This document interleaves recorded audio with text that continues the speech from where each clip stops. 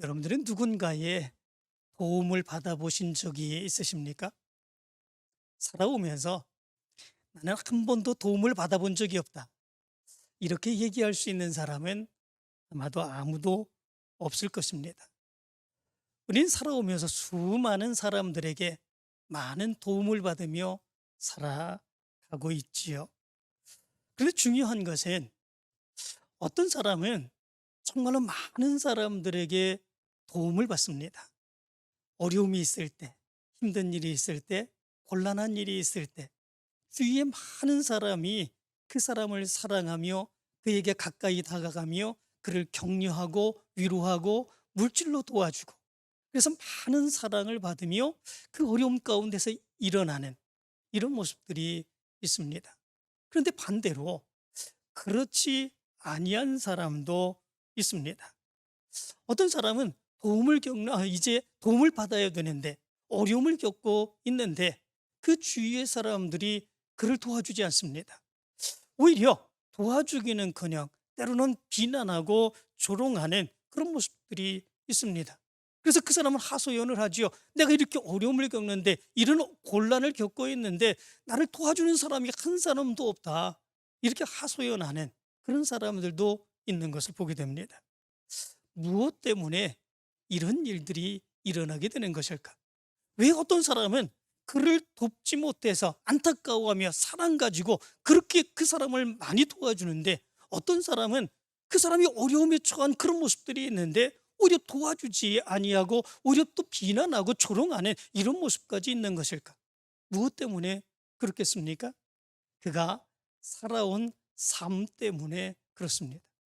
그가 어떤 삶을 살았느냐, 지금까지 그가 어떤 삶을 살아왔느냐, 그 모습 안에서 정말 다른 사람들을 위해서 열심으로 살아가고 최선을 살아가고 어려운 상황 가운데서도 이기려고 하고, 이런 사람일 경우에는 많은 사람들이 그의 곁에 다가갑니다.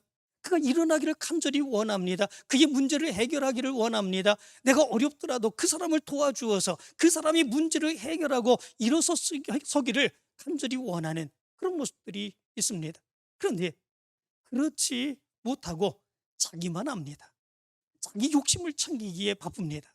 그리고 다른 사람들에게 전혀 그렇지 못한 그런 삶을 살아갑니다. 도와주어도 필요하지 않은 이런 모습들이 그의 모습 가운데 있습니다. 그렇다면 그가 아무리 어려움을 겪는 그런 모습이 있다고 할지라도 아무도 그에게 다가서려고 하지 않지요.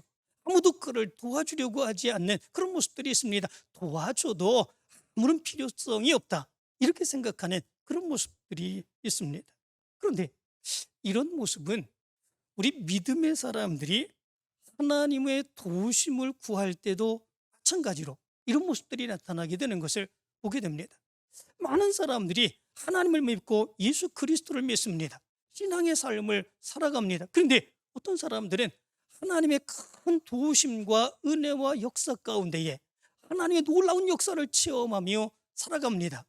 하나님께서 역사해 주셨습니다. 하나님이 인도해 주셨습니다. 내가 어려울 때마다 힘들 때마다 하나님은 내 문제를 해결해 주셨습니다. 그 모습으로 하나님을 찬양하는 사람들이 있습니다. 그렇지만 그렇지 아니한 사람들도 있습니다.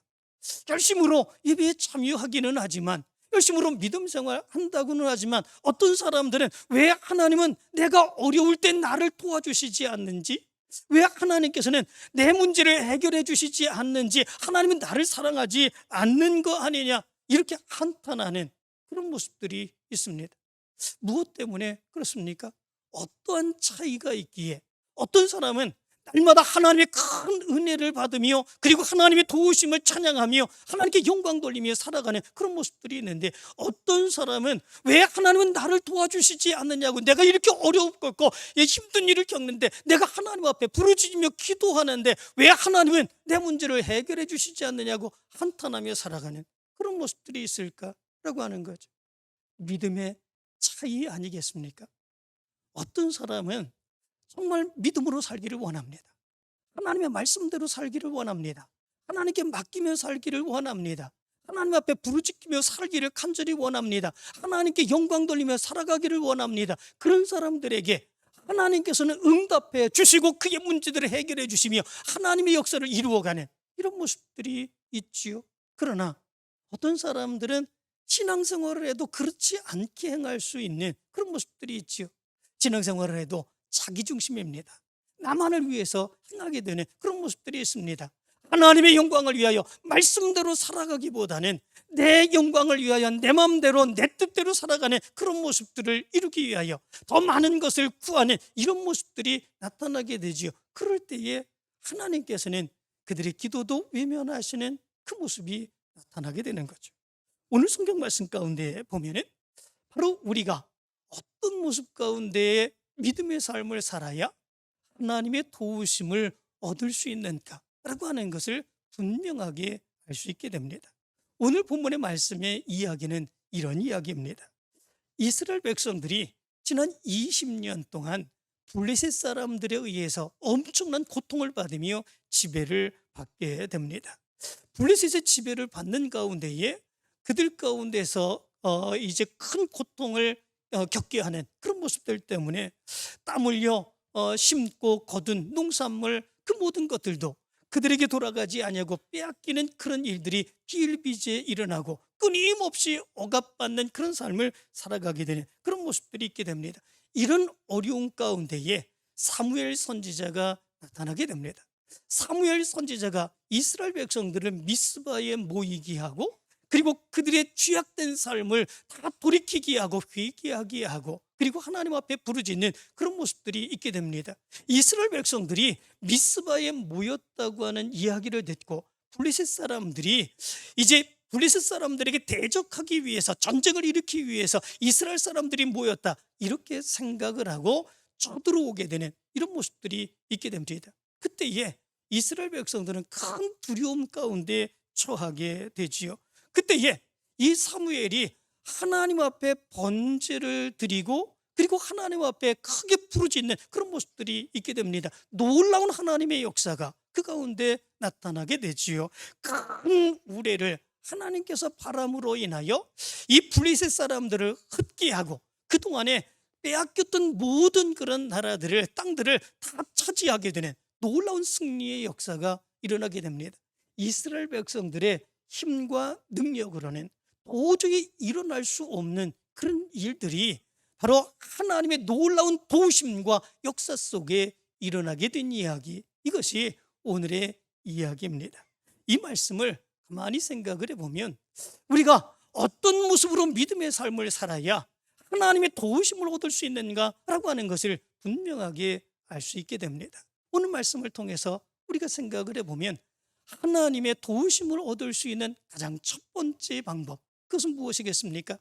하나님 앞에 더 가까이 나아가는 일입니다. 하나님을 만나기를 원하며 하나님 앞에 더 가까이 나갈 수 있는 모습이 우리의 모습 가운데 있어야 된다라고 하는 것입니다. 2절의 말씀 가운데 보면 이렇게 기록하고 있습니다. 그가 기랏 여아림에 들어간 날부터 20년 동안 오래 있은지라 이스라엘 온 족속이 여호와를 사모하니라, 이렇게 말씀해 주고 있습니다. 여기에 사모하니라라고 하는 말은 나하라고 하는 말입니다. 이 말은 슬피 울다, 애곡하다, 외치다, 부르짖다 라고 하는 의미를 가지고 있습니다. 구체적으로 이 의미를 살펴보면 이 의미의 모습은 지금까지 자기네들의 삶의 모습이 하나님 앞에 더 가까이 나가지 못했던 것, 그것을 깨닫고 하나님 앞에 더 가까이 나가기를 간절히 울부짖으며 소원하는 그 모습이 있었다고 하는 것을 얘기해 주고 있습니다. 이스라엘 백성들이 그러면 왜 하나님 앞에 더 가까이 나가 하나님을 섬기지 못하는 그런 모습들이 있었겠습니까? 이런 모습이 있었지요. 엘리 제사장의 두 아들 홈니와 비느하스가 있었습니다. 이 홈니와 비느하스가 블레셋과 전쟁을 하기 위해서 하나님의 언약궤를 가지고 나가 전쟁을 행하게 됩니다. 그러면 승리할 줄 알았습니다. 언약궤는 하나님의 임재의 상징입니다. 하나님이 함께 해주시고 하나님이 역사해 주시는 바로 그곳, 하나님께서 이스라엘 백성들이 하나님 앞에 나올 때에 이스라엘 백성들을 받아주시고 용서해 주시고 축복해 주시는 바로 그 하나님의 임재의 상징 언약궤, 그 언약궤만 있으면 하나님이 함께 해주시고 축복해 주신다, 능히 전쟁 가운데서 승리케 해주신다, 그렇게 믿었습니다. 이 홈리와 비느하스는 바로 그런 사실을 믿고 이 블레셋과의 전쟁할 때에 언약궤를 가지고 나가게 되지요. 그리고 이제는 우리가 승리했다, 이 언약궤가 앞장서 싸우는데, 하나님이 싸우시는데 우리 승리했다, 이렇게 생각을 했습니다. 그런데 웬걸 그 언약궤를 앞장 세우고 나가 싸우는데도 그 전쟁에서 크게 패하게 되는 그런 모습들이 있게 되었습니다. 설상가상 앞세웠던 하나님의 임재의 상징, 그 언약궤마저도 이 블레셋에 빼앗기게 되는 그런 모습들이 있게 되었죠. 어떻게 이런 일들이 일어날 수 있을까? 그런데 빼앗긴 언약궤가 블레셋 지경에 들어갔을 때에 온갖 재앙과 그리고 여러 가지 저주의 역사들이 바로 그 땅에 일어나게 됩니다. 블레셋 사람들은 어쩔 수 없어서 그 언약궤를 다시 이스라엘에게 돌려보내게 되는 그런 모습들이 있게 되지요. 그런 때에 돌아온 언약궤를 이스라엘 백성들이 함부로 그 안을 들여다본 거로 70명의 베세메스의 이제 사람들이 죽음을 당하게 되는 그런 모습들이 있게 됩니다. 하나님께서 임재하시고 축복해 주신다고 믿는 언약궤, 그런데 그 언약궤를 이 베세메스의 사람들 70명이 들여다본 그런 모습 가운데에 그 사람들이 다 죽음을 당하게 되는 그 모습을 보고 이스라엘 백성들은 엄청난 두려움 가운데 빠지게 되지요. 그리고 그 하나님의 언약궤를 기럇 여아림의 아비나답의 집에 두게 되는 이런 모습들이 있게 됩니다. 두려워 하나님께는 나가지 못하게 되는 그런 모습들이 있었던 거죠. 두려워 이 언약궤 근처에도 가지 못하게 되는 이런 모습들이 있게 된 거지요. 그 모습 안에서 20년이 흐르게 되었습니다. 그리고 이스라엘 백성들은 깨닫게 되었던 거죠. 하나님은 우리를 두렵게 하시는 분이 아니라, 하나님은 우리를 하나님께 가까이 나갈 때에 우리에게 진노하시고 죽게 하시는 그런 분이 아니시라, 하나님을 온전하게 섬기면 하나님께서 우리를 붙들어 주시고 축복해 주시는 하나님이라고 하는 것, 이스라엘 백성들이 드디어 깨닫기 시작합니다. 그리고 그동안에 하나님 앞에 가까이 나가지 못했던 그들의 믿음 없는 모습들을 참회하며 하나님 앞에 부르짖으며 하나님 앞에 가까이 나가기를 원하는 이런 모습들이 나타나게 된 거죠. 이것이 하나님의 도우심을 얻게 되는, 하나님의 놀라운 역사를 얻게 되는 그런 첫 번째의 모습이었던 것을 보게 됩니다. 하나님은 두려운 분이 아닙니다. 하나님은 재앙을 내리고 저주를 내리시는 분이 아닙니다. 하나님의 뜻대로 행하지 아니하고 하나님의 말씀대로 행하지 아니하고 자기 욕심대로 자기 마음대로 행하고자 할 때에 하나님은 진노하시는, 하나님께 돌이키라고 하시는 하나님의 역사가 있는 것인지, 하나님은 진노하시는 하나님, 하나님은 저주하시는 하나님이 아니다라고 하는 거죠. 하나님께 더 가까이 나올 때에 하나님께서는 맞아주시고 하나님께서는 축복해 주시고 하나님의 놀라운 능력의 역사를 부어주시기를 원하시는 그분이 우리의 하나님이신 것을 분명하게 알 수 있어야 됩니다. 그래서 잠언서 8장 17절의 말씀 가운데 보면 이렇게 말합니다. 나를 사랑하는 자들이 나의 사랑을 입으며 나를 간절히 찾는 자가 나를 만날 것이니라, 이렇게 말씀해 주었습니다. 하나님을 사모하며 하나님을 만나기를 간절히 사모할 때에 하나님께서는 만나주시고 하나님은 도와주시고 하나님이 축복해 주신다라고 하는 것이죠. 하나님의 도우심을 얻기를 원하십니까? 하나님의 능력 얻기를 원하십니까? 두려워하지 마시고 하나님 앞에 더 가까이 나오는 여러분들 되시기를 간절히 바랍니다. 깨닫고 이스라엘 백성들이 하나님을 사모하며 울부짖으며 그동안에 행하지 못했던 그 모습을 안타깝게 여기며 하나님의 성전으로 언약궤 앞으로 다가가기를 간절히 열망했던 이스라엘 백성들의 모습처럼 여러분들의 모습 가운데서도 하나님 앞에 더 가까이 달려나올 수 있는 귀한 역사가 있게 되길 간절히 축원합니다. 두 번째의 모습이 있습니다. 우리가 하나님의 도우심을 얻기 위해서는 어떻게 해야 되는가? 우리가 지은 모든 죄악을 다 버리고 하나님 앞에 돌아올 수 있어야 된다라고 하는 것입니다. 3절의 말씀을 보면 이렇게 말합니다. 사무엘이 이스라엘 온 족속에게 말하여 이르되 만일 너희가 전심으로 여호와께 돌아오려거든 이방신들과 아스타롯을 너희 중에 제거하고 너희 마음을 여호와께로 향하여 그만 섬기라. 그리하면 너희를 블레셋 사람의 손에서 건져내시리라. 너희를 블레셋 사람에게서 건져내시리라. 어떻게 하면? 이방신들과 아스타롯을 너희 중에서 제거하고 너희 마음이 여호와께로 돌아오면 하나님께서 이 블레셋 사람들의 손에서 건지시고 도와주신다 말씀해 주고 있습니다. 이스라엘 백성들은 바로 이 사무엘의 말씀을 듣고 그들이 그 앞에서 섬겼던 아스타롯 우상들 그런 것들을 다 버리고 그리고 금식하며 회개하기 시작하는 이런 모습들이 있게 된 것을 보게 됩니다. 우리가 하나님 앞에 나올 때에 하나님이 먼저 보시는 것, 그것이 무엇이겠습니까?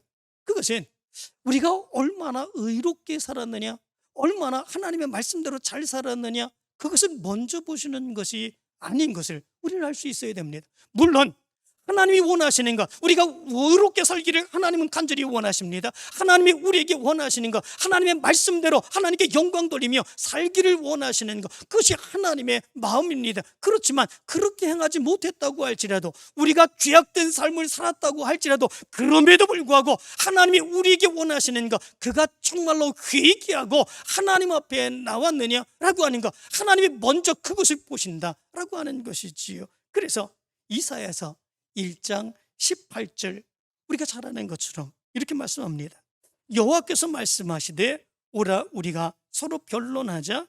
너희 죄가 주홍 같을지라도 눈과 같이 희어질 것이요 진홍같이 붉을지라도 양털같이 되리라. 이렇게 말씀해 주고 있습니다. 하나님은 우리가 연약한 모습으로 인하여 죄 지을 수 있다고 하는 사실을 분명하게 아십니다. 그러므로 인하여 우리가 죄 지은 모습으로 회개하고 하나님 앞에 돌이켜 가까이 나오는 그런 모습들이 있게 된다면 그 모습을 보시고 용서하시며 우리를 받아주시고 도와주시는 하나님의 역사가 있음을 분명하게 말씀해 주고 있습니다. 그런데 이것이 쉬운 일이 아닌 것이죠. 사실 우리의 삶을 돌이켜 회개하고 하나님 앞에 나온다고 하는 것, 이거는 엄청난 결단이 있어야 하는 그런 일입니다. 왜냐하면 회개라고 하는 것이 그냥 잘못했다고 내가 감정으로 뉘우치는 행위를 의미하는 것은 아니기 때문에 그렇습니다. 많은 사람들이 여기에서 회개하지 못하는 안타까움의 모습이 있는 것을 보게 됩니다. 진정으로 회개하지 못하고 뉘우치는 것으로 회개했다고 착각하는 경우들이 얼마나 많이 있는지 모릅니다. 회개는 그것이 아닌 것이지요. 회개는 자기의 결단이 그 모습 가운데 나타날 수 있어야 됩니다. 자기의 잘못된 행위에 대한 결단을 행하고 돌이켜서 다시는 그런 행위를 반복하지 아니하고 하나님께서 원하시는 삶을 살아갈 수 있는 믿음의 역사가 나타날 수 있어야 됩니다. 우리말 사전에 보면 회개라고 하는 말을 이렇게 풀이했습니다. 죄나 잘못을 뉘우치고 마음을 고쳐먹음, 이렇게 풀이를 했습니다. 죄나 잘못을 뉘우치고 마음을 고쳐먹는 것, 이것을 회개라 이렇게 풀이를 했습니다. 그런데 이것은 성경적인 의미는 아니죠. 성경의 히브리어에서 회개라고 하는 말은 슈브라고 하는 말입니다. 이 말은 하나님께로 돌아감, 또 하나님께로 돌이킴 또는 방향을 바꿈이라고 하는 의미를 가지고 있습니다. 다시 말하면 내가 지었던 모든 죄들을 다 버리고 완전하게 내 삶의 방향을 하나님께로 바꾸며 하나님께서 기뻐하시는 삶을 살아가는 것, 이것이 바로 회개의 모습이다라고 하는 거죠. 우리의 모습에 이런 회개의 모습이 있어야 된다라고 하는 거죠. 이 회개의 모습은 그래서 믿음의 큰 결단이 필요한 것입니다. 이스라엘 백성들의 모습을 보시기 바랍니다. 그 회개한다고 하는 것이 이스라엘 백성들에게 얼마나 어려웠겠습니까? 20년 동안 이스라엘 백성들은 하나님의 언약궤를 멀리하며 우상을 숭배하며 겸하여 하나님을 섬기는 이런 모습들이 있었습니다. 20년 동안이나 우상을 같이 섬기며 살아가는 그런 모습들이 있었습니다. 그 모습 가운데에 이방의 모든 풍속대로 살아가는 그런 모습들이 있었겠죠. 20년 동안 습관적으로 젖어서 살았던 그 삶의 모습들, 그것을 결단하여 모든 것을 다 버리고 온전히 하나님께로 나와서 하나님께서 기뻐하시는 삶을 산다고 하는 것, 그게 쉬운 일이겠습니까? 정말로 어려운 일이지요. 사가족들 보면은 아주 처음으로 예수 그리스도를 섬기겠다고 결단하고 교회 나오는 성도들 보면 믿음으로 살아간다고 하는 게 참 어렵다 얘기를 합니다. 왜냐하면 지금까지 그렇게 살아오지 않았기 때문에 그렇습니다. 교회에 나와서 신앙생활하면 새로운 그런 삶으로 살아가게 되는 것인데, 이전의 삶을 버려야 되는 것인데 자꾸 예전의 삶을 살아가게 되는, 똑같은 그런 삶을 살아가게 되는 그런 모습들이 나타나기 때문에 그렇습니다. 그 삶을 버린다고 하는 거 쉬운 것이 아닙니다. 그런데 그에게는 그 삶을 버리는 일입니다.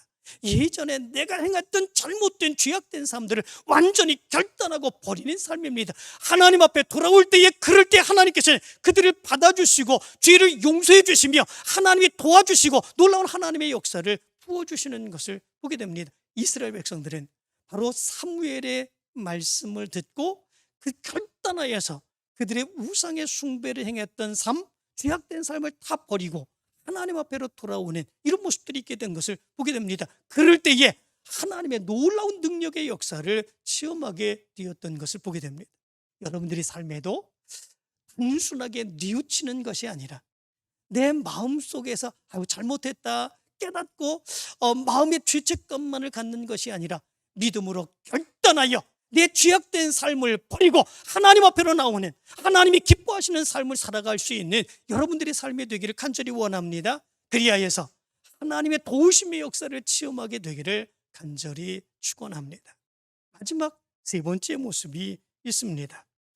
이 세 번째, 하나님의 도우심을 얻을 수 있는가, 그것은 하나님께 끊임없이 부르짖으며 기도하는 겁니다. 다시 말하면 나의 도움은 하나님께로부터 온다. 내가 하나님 앞에 간절히 아뢰면, 하나님께 부르짖으며 기도하면 하나님께서는 들으시고 하나님의 능력의 역사를 부어주신다라고 하는 믿음으로 하나님 앞에 부르짖으며 기도하는 것, 그 모습이 하나님의 능력을, 도움을 얻을 수 있는 방법이다라고 하는 것입니다. 오늘 말씀을 보시기 바랍니다. 이스라엘 백성들은 20년 전 블레셋과의 전투에서 피했다고 했지 않았습니까? 그 패배의 원인이 무엇이었다고 했습니까? 하나님의 언약궤, 그 언약궤만을 의지하는 그런 모습들이 있었죠. 그 언약궤를 앞세우고 전쟁에 나가게 되면 우리는 반드시 승리할 수 있을 것이다. 언약궤를 의지하는 그 믿음으로 하나님을 더 의지할 수 있어야 되는 거 아니었겠습니까? 하나님을 의지하는 그 믿음 안에서 하나님께서 여기에 임재해 주신다고 하는 것을 믿으며 믿음으로 나가는 그런 모습들이 있어야 되는데, 이스라엘 백성들은 그것이 아니었습니다. 하나님을 섬기고 하나님을 의지하는 그 믿음이 아니라 눈에 보이는 언약궤만을 의지하며 이 언약궤가 있기 때문에 우리는 승리할 수 있다, 이렇게 생각을 했습니다. 그러나 결과는 엄청난 패배를 맛보게 되는 그런 모습들이 있게 되었던 것이지요. 그런데 오늘 말씀 가운데 보면 20년 전의 상황과 전혀 다른 모습이 기록되어 있는 것을 보게 됩니다.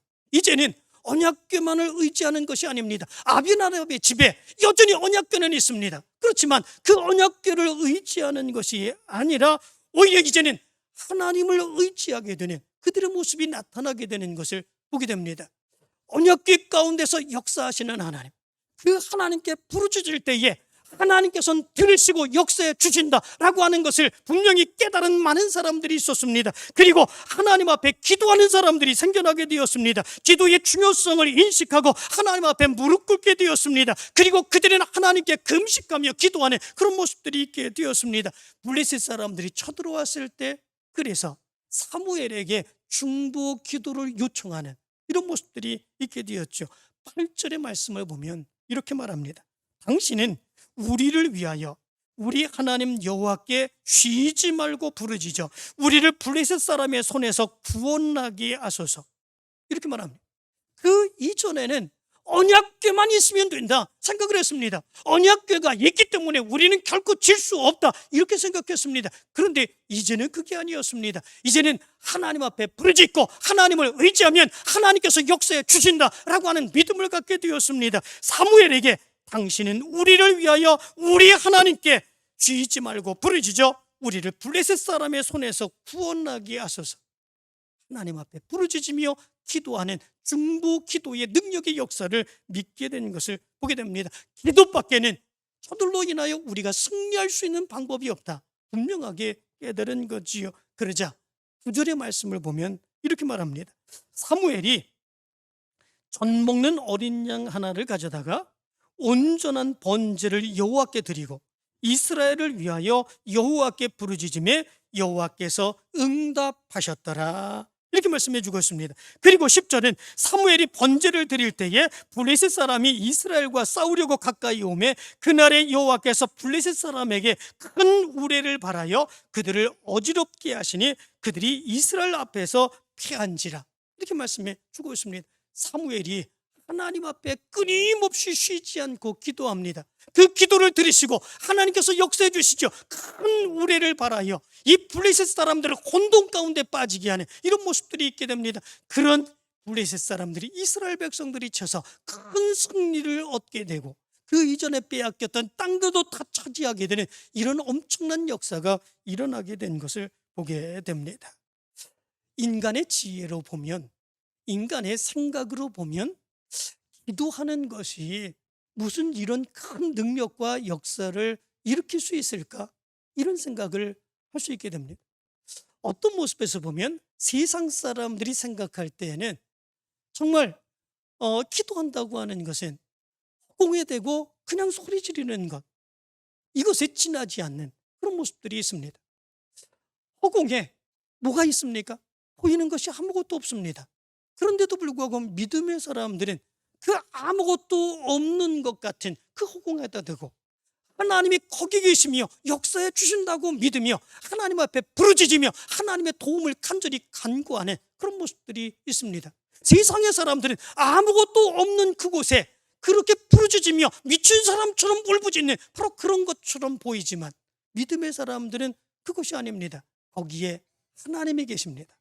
거기에서 하나님은 보이지 아니하시만 우리의 모든 기도를 다 들어주시고 응답해 주십니다. 그렇기에 우리가 하나님 앞에 기도하는 것은 내 인간의 능력과 인간의 한계를 넘어서 하나님의 능력에 맡긴다고 하는 것입니다. 보이지 않지만 거기 하나님이 계심을 믿으며 하나님께서 역사해 주신다고 하는 사실을 믿으며 하나님 앞에 기도하는 것입니다. 그렇게 기도하게 될 때에 하나님께서는 들으시고 도와주시는 하나님의 놀라운 역사가 나타나게 되는 것입니다.